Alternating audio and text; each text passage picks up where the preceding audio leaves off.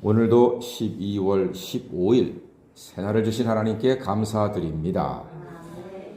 자, 잠언 25장 보니까 히스기야 왕의 신하들이 편집한 솔로몬의 잠언이라고 기록되어 있습니다.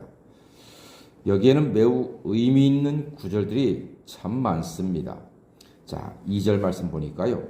이를 숨기는 것은 하나님의 영화요 이를 살피는 것은 왕의 영화니라 했습니다. 이를 숨기는 것이 하나님의 영화라고 합니다.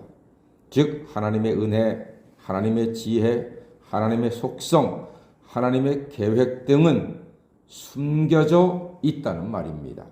우리는요, 하나님이 보여주시는 만큼만 보고 알 수가 있습니다. 그래서 하나님은 우리의 예배와 경배의 대상이 되시는 겁니다. 온 우주 만물 속에 감추어진 하나님의 뜻과 사랑과 성품을 보물찾기 하듯이 찾으면 그것이 우리를 향한 하나님의 큰 선물이 되는 것입니다. 숨겨진 모든 일을 통하여 오직 하나님이 영광을 받으시는 것입니다.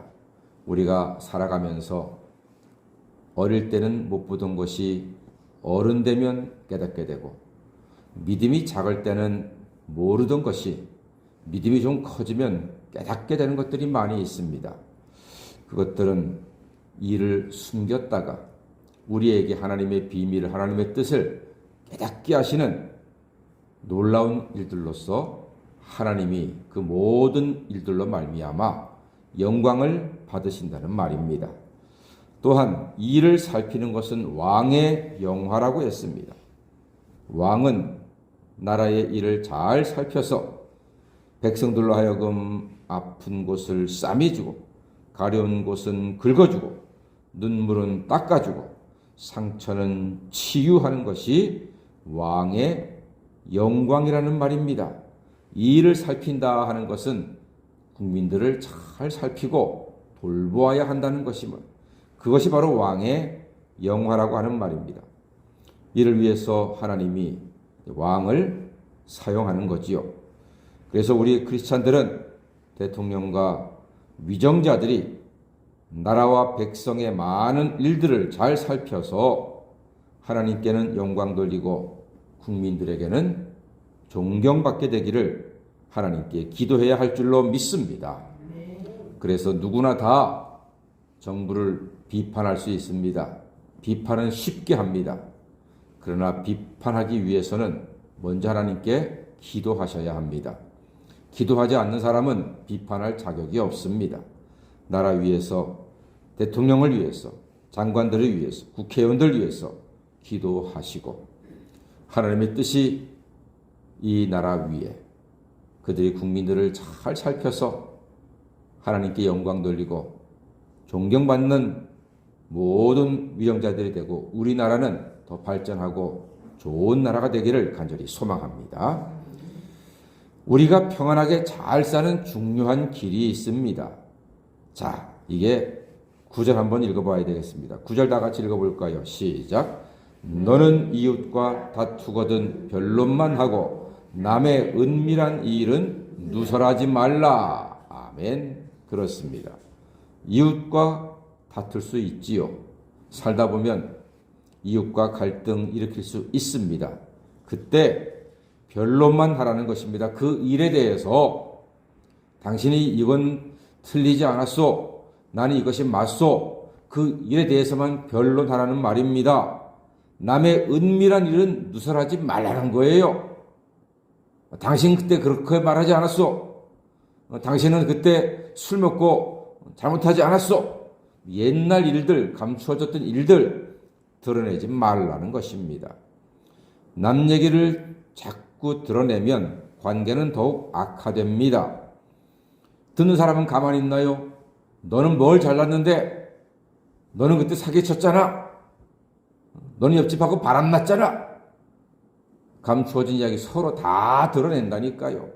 그러니까 남의 은밀한 일은 누설하지 않는 게 낫다 이겁니다. 말하는 사람에게 더욱더 화가 될 뿐입니다. 이것과 연결해서 10절 말씀을 또 읽어봐야 되겠네요. 10절입니다. 시작. 듣는 자가 너를 꾸짖을 터이요 또 내게 대한 악평이 내게서 떠나지 아니할까 두려우니라. 그렇습니다. 듣는 자가 누설하면은, 감추어진 일을 누설하고 드러내면은, 입을 벌리면 듣는 자가 너를 꾸짖고 악평이 내게서 떠나지 않을 것이다. 더 힘들어진다는 말입니다. 이것은 의외로 간단합니다. 말하면 문제가 되고 침묵하면 문제가 사라집니다. 제가 좀 살아보니까 이제 저도 60이 되었으니 뭐 조금은 살지 않았습니까? 살아보니까요, 사람들과의 관계에서 문제를 만들면 문제가 돼요. 근데 문제를 그냥 덮으면은 문제가 안 되더라고요. 굳이 끄집어내가지고 문제를 만들지 말라는 것입니다. 그저 눈 한번 꽉 감잖아요. 그러면 금방 마음에서 잊혀집니다. 기억에서 사라집니다. 그럼 되는데, 굳이 사라지겠다는 기억을 곱씹어가지고서 그걸 키워가지고서 혼자 분노하고 상대는 새까맣게 잊어버렸는데, 혼자서만 마음에 두고서 괴로워하고 저주하고 미워한단 말입니다. 누구 손해입니까? 자기 손해입니다. 자기 손해입니다. 그러니까 문제는 의외로 간단합니다.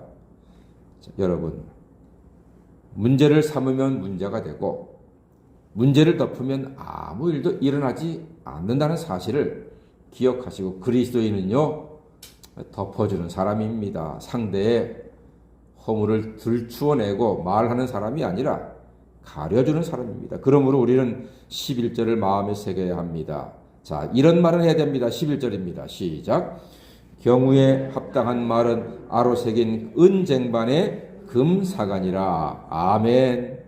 경우에 합당한 말은요, 아로 새긴 은쟁반의 금사관합니다. 얼마나 보기 좋고 아름답고 맛있겠습니까?